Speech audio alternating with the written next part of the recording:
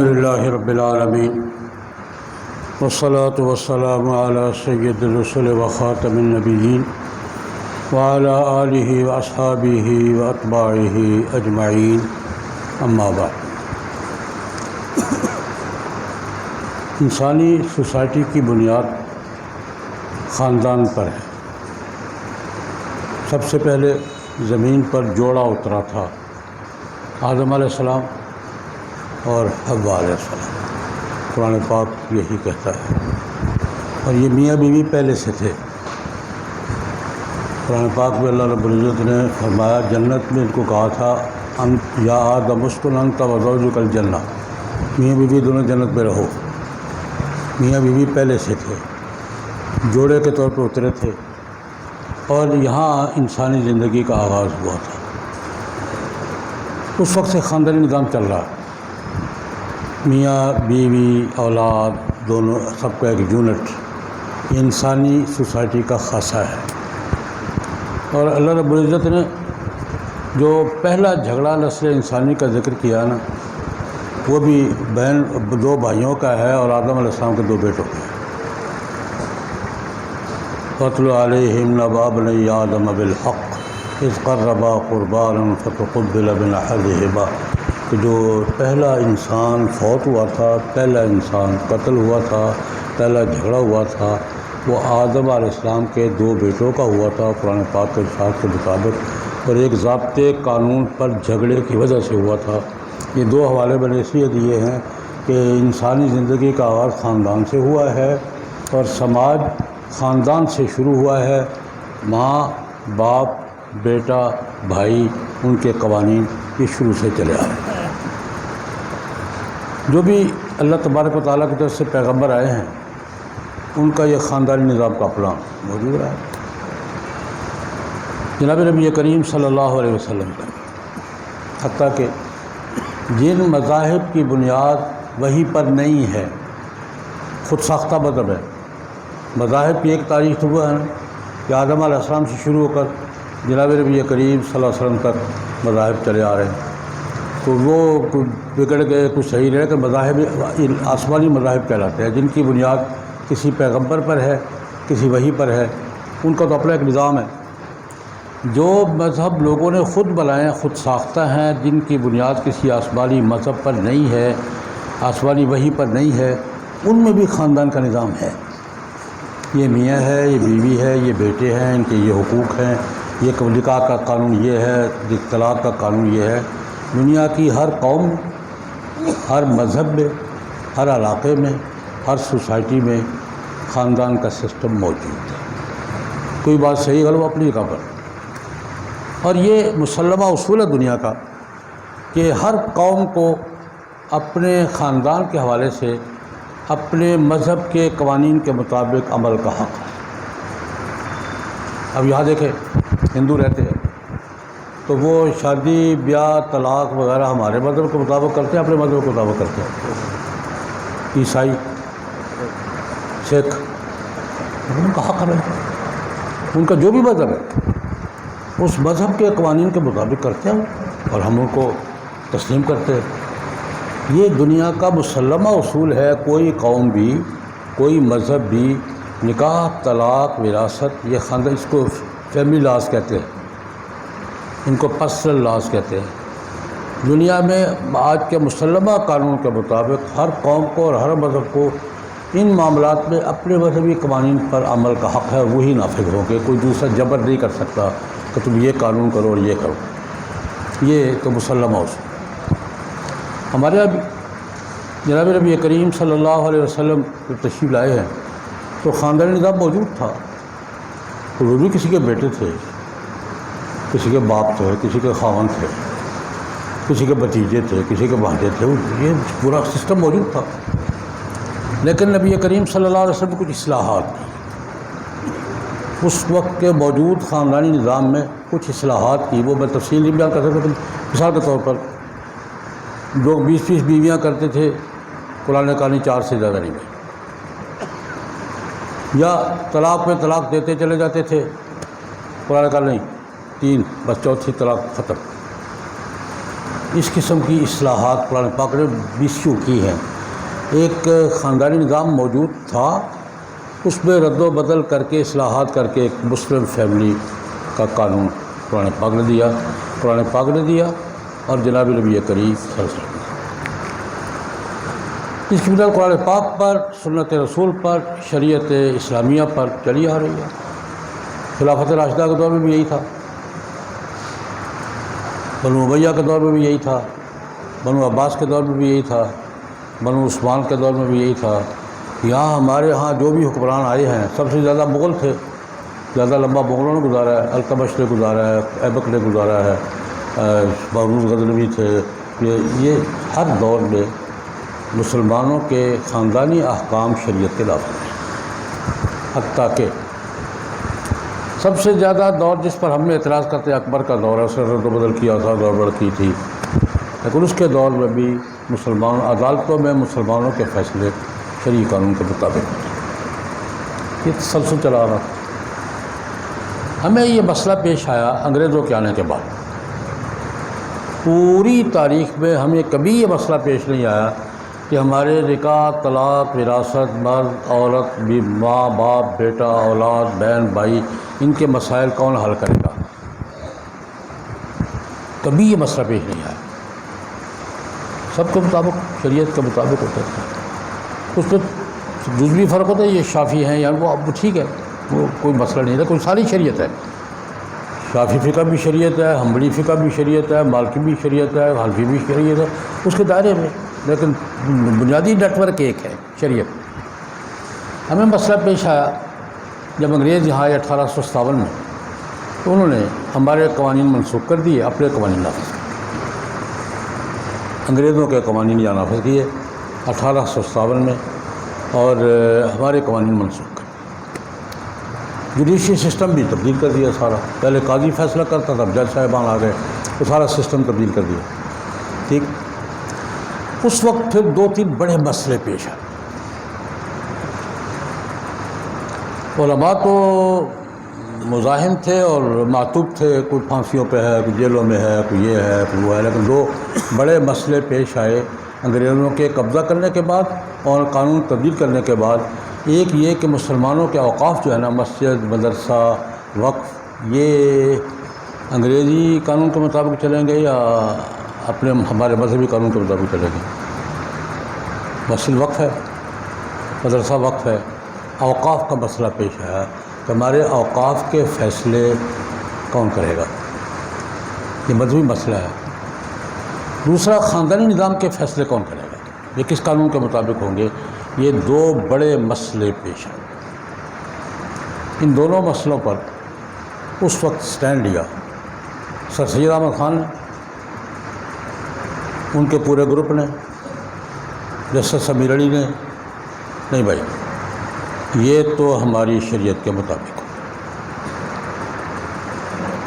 ہم تو اسٹینڈ لینے کی پوزیشن میں نہیں تھے، ہم تو مر رہے تھے، مار رہے تھے، جیلوں میں تھے، مولوی تو زد میں تھا اس وقت۔ یہ سٹینڈ لیا 2 مسئلوں پر، اوقاف کے مسئلے پر کہ ہمارے وقف کے احکام شریعت کے مطابق ہوں گے، اور خاندانی نظام کے مسئلے پر ہمارے نکاح، طلاق، وراثت کے مسائل شریعت کے مطابق ہوں گے۔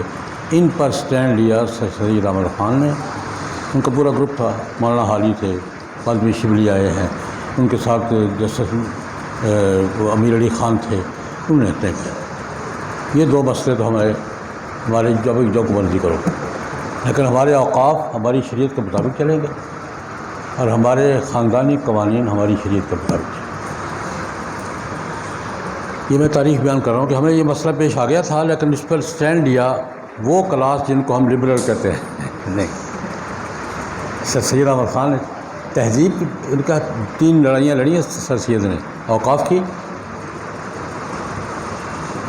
تہذیبی تمدن کی، تہذیبی روایات کی، اور اردو زبان کی۔ یہ 3 لڑائیاں سر سید احمد خان لڑی ہیں، ہماری لڑی ہیں۔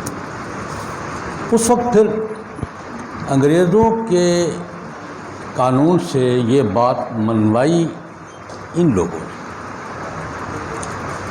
پریوی کونسل میں قائد اعظم محمد علی جناح مرحوم ممبر تھے، وہ تقریر ان کی ریکارڈ پر ہے آج بھی، اگر مہیا کر میرے پاس موجود ہے۔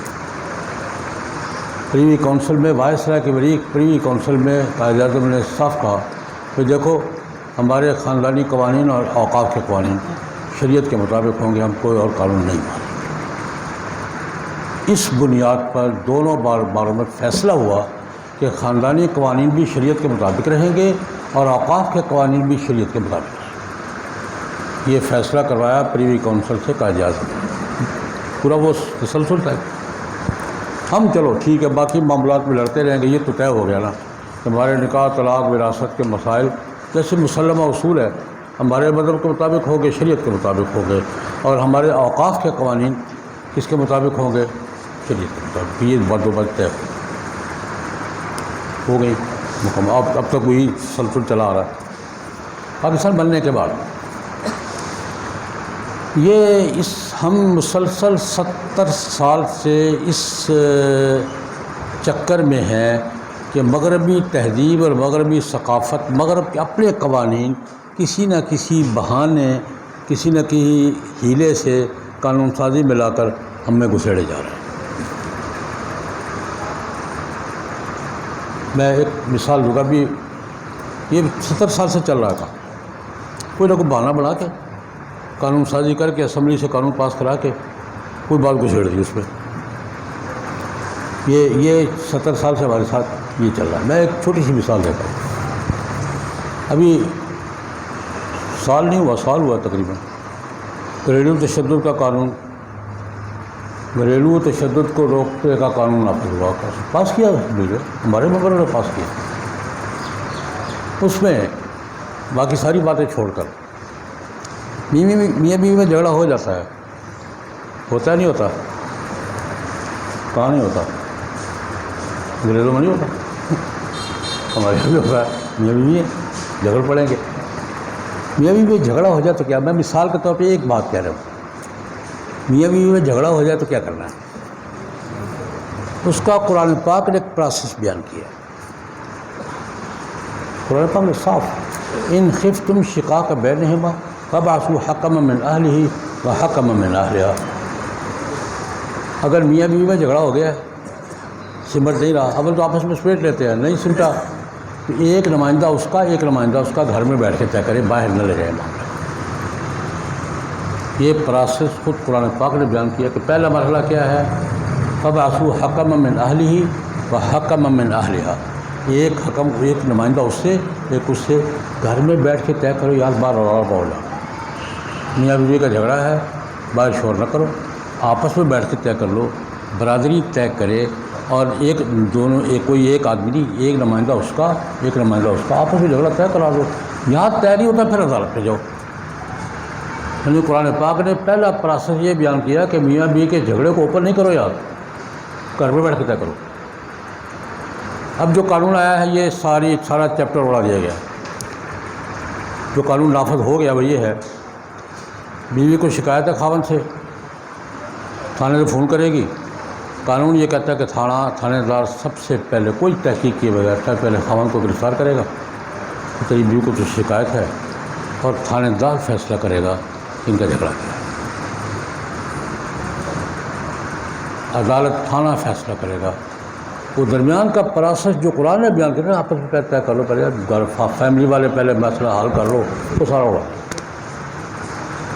اب سیدھی بات ہے، لاہور کا کیس ہمارے سامنے آیا، پچھلے سال کی بات ہے، جھگڑا ہو گیا، بیوی نے خاوند تھانے فون کر دیا، تھانے دار خاوند کو پکڑ کے لے گیا۔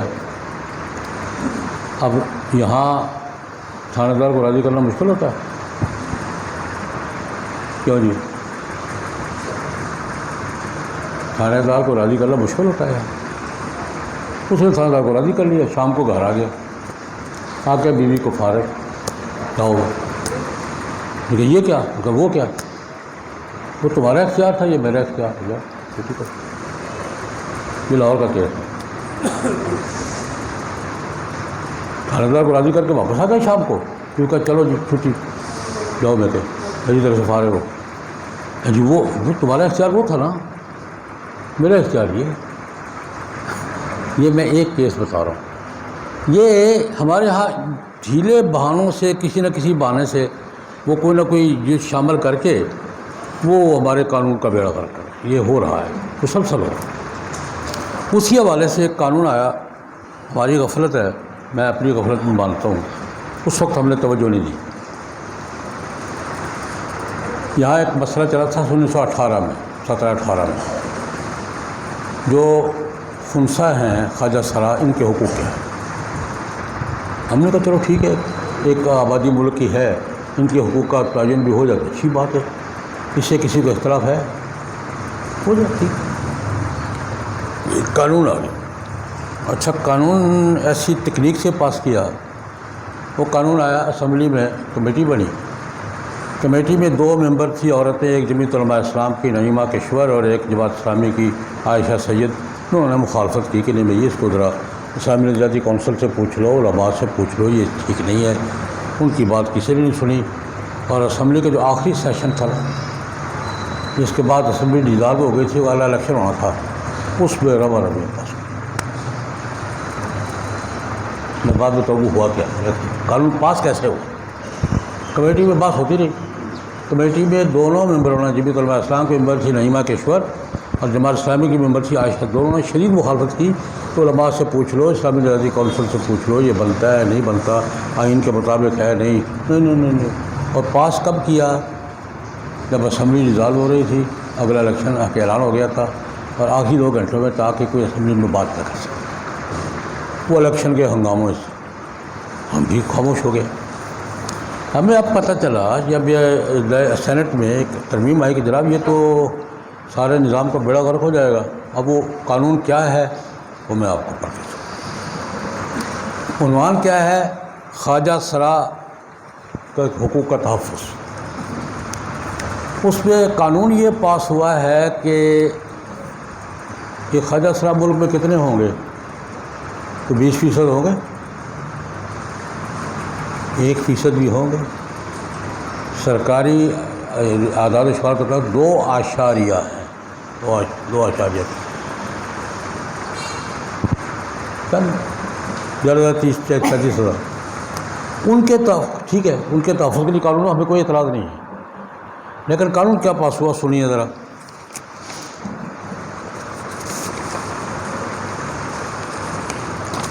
ہر شخص کو یہ حق حاصل ہے، یہ قانون نافذ ہے، کہ وہ بالغ ہونے پر اپنی جنس جو چاہے خود طے کرے. میں مرد ہوں، میں عورت ہوں، میں خنثی ہوں، یہ آدمی بالغ ہونے کے بعد خود طے کرے گا کہ میں فیصلہ میں نے کرنا ہے کہ میں عورت ہوں یا مرد ہوں یا خنثی ہوں. ناظرہ قانوناً پابند ہے کہ اس کی مرضی کے مطابق اسے شناختی کارڈ جاری کرے. ناظرہ صرف حلفیہ بیان لے گی. جو آدمی بھی حلفیہ بیان ناظرہ میں جمع کرا دے کہ میں عورت ہوں، ناظرہ پابند ہے کہ اس کا عورت کا شناختی کارڈ جاری کرے. ایک شخص نے، ایک فرد نے پہلے شناختی کارڈ میں جو جنس لکھوائی ہے کہ میں مرد ہوں، وہ جب چاہے اس کو ناظرہ سے تبدیل کروا سکتا ہے، جب اس کی مرضی یا مرد بن جائے، جب اس کی مرضی عورت بن جائے.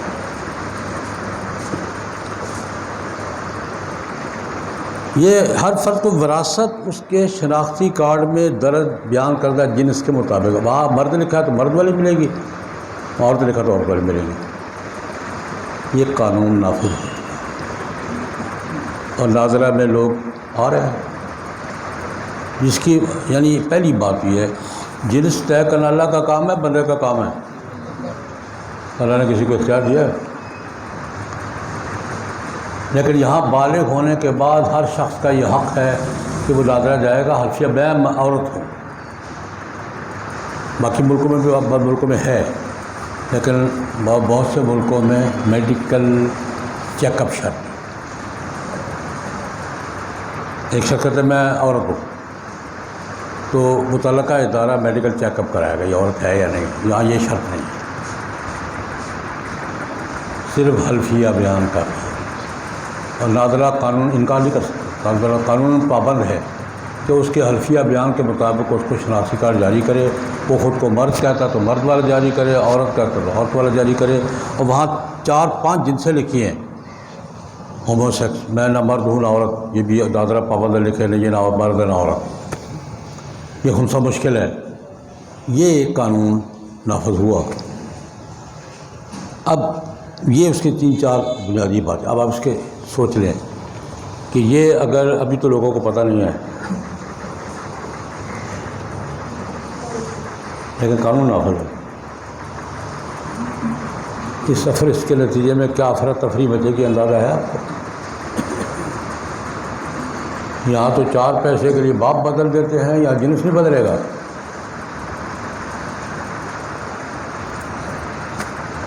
ہم تو باپ تبدیل کر دیتے ہیں، ہمارا عمومی ماحول کیا ہے؟ یہ 4 باتیں میں نے اس کی قانون کی عرض کی۔ اب یہ ہوا ہے، ایک طرف علماء کرام نے جب یہ آگاہی ہوئی ہے، مختلف علماء تمام مقاصد، کل ہماری میٹنگ تھی لاہور میں، دیوبندی، بریلوی، اہل حدیث، سب علماء کرام، اور ایک فورم ہے ہمارا ملی مجلس شرعی، تمام مکاتب فکر کا پاکستان کے لیول پر، دیوبندی، بریلوی، اہل حدیث، شیعہ، جماعت اسلامی، سب اس کے ممبر ہیں۔ الحمدللہ اللہ پاک آپ کی دعائیں میرے ساتھ ہے، میں صدر ہوں اس کا۔ کل لاہور میں میری صدارت میں میٹنگ ہوئی ہے، تمام مکاتب فکر کے اکابر علماء جمع ہوئے ہیں کہ یہ شریعت کے خلاف، یہ کیا ہے؟ آپ کا خیال ہے شریعت کے مطابق ہے یا خلاف ہے؟ آپ کی رائے کیا ہے؟ یہ شریعت کے خلاف، اور اگر شریعت کے خلاف ہے تو دستور کے بھی خلاف ہے۔ دستور نے کیا طے کر رکھا ہے؟ لیکن قرآن و سنت کے خلاف کوئی قانون نافذ نہیں ہوگا۔ اگر یہ شریعت کے خلاف ہے تو دستور کے بھی خلاف ہے۔ اب اس پر ہمارے 2 سینیٹر ہیں، ایک سینیٹر مولانا طور الرحمان صاحب، انہوں نے سینٹ میں قرارداد پیش کی ہے یہ ساری آگاہی کے بعد کہ اس قانون کو منسوخ کیا جائے، یہ سینٹ میں پیش ہے۔ ایک سینیٹر ہے مشتاق احمد صاحب، پرانے آدمی ہے اور جماعت اسلامی کے ہے اور بڑی طویل جنگ لڑ رہے ہیں اس مسئلے پہ، اصل جنگ انہوں نے لڑی ہے، صحیح بات یہ ہے، سینیٹر مشتاق احمد صاحب کے پی کے سے، انہوں نے بل پیش کر رکھا ہے کہ اس میں اگر یہ ترمیمیں کر لیں تو شاید قابل قبول ہے۔ مثال کے طور پر جو میں نے عرض کیا ہے، ایک ترمیم یہ ہے کہ اگر کوئی دعویٰ کرتا ہے کہ میں عورت ہوں، ناظرہ کو درخواست دیتا ہے تو اس کا میڈیکل چیک اپ کرائے، اگر میڈیکل چیک اپ میں عورت ہے تو عورت رجسٹر کرو، اگر میڈیکل چیک اپ میں مرد ہے تو مرد رجسٹر کرو، خالی اس کے دعوے پر مرد عورت کا فیصلہ نہیں کرو۔ یہ ترمیم بھی ٹھیک ہے ابھی میڈیکل دنیا کے بہت سے ملکوں میں ہے کہ میں عورت ہوں، وہ میڈیکل چیک اپ کراؤ کہ عورت ہے یا مرد ہے، جو بھی قانونی یا طبی میڈیکل طریقہ کار ہو۔ تو یہ 2 موقف اس وقت پیش ہے سینٹ میں، ایک مولانا طور الرحمان صاحب کا کہ یہ قانون سرے سے منسوخ کر کے نیا قانون لایا جائے، اور ایک سینیٹر مشتاق احمد صاحب کا کہ بھائی اس میں یہ ترمیم کر لی جائے تو قابل قبول ہو سکتا ہے۔ ہم نے کل لاہور میں تمام مکاتب فکر کے علماء نے اکٹھے بیٹھ کر، 1-2 دن تک اخبارات میں تفصیل آ جائے گی، ہم نے ان دونوں کی حمایت کا اعلان کیا ہے اور ان دونوں کی حمایت میں ملک میں مہم منظم کرنے کا اعلان کیا۔ یہ میں نے اپنا کیس آپ کے سامنے پیش کیا ہے، آگے چلیں گے انشاءاللہ اللہ پاک مہربانی فرمائے۔ کمپلین کرنی بھی ہمیں آتی ہے، چلانی بھی آتی ہے، منوانی بھی آتی ہے انشاءاللہ العزیز۔ تو مسئلہ دینی ہے، شریعت کا مسئلہ ہے، انشاءاللہ ہم آغاز کر رہے ہیں اس کا، اور یہ قانون نہیں چلنے دیں گے۔ ہم اپنے معاشرے کا بیڑا نہیں غرق کرنا، ہم اپنے خاندانی شرعی احکام کو قربان نہیں ہونے دیں گے، یہ بات طے ہے۔ آپ کے سامنے میں نے ہلکا سا مقدمہ پیش کر دیا ہے، جو بات آگے بڑھے گی انشاءاللہ باتیں کریں گے، اور یہاں بھی کنونشن ہوگا۔ ابھی تو لاہور میں 24 کو لاہور میں ہو رہا ہے کنونشن، بڑا کنونشن، یہاں بھی بہت بڑا کنونشن کریں گے انشاءاللہ اکتوبر میں، تمام مکاتب فکر کا ہم اپنے موقف کا اعلان کریں گے۔ اللہم صلی اللہ علیہ وسلم۔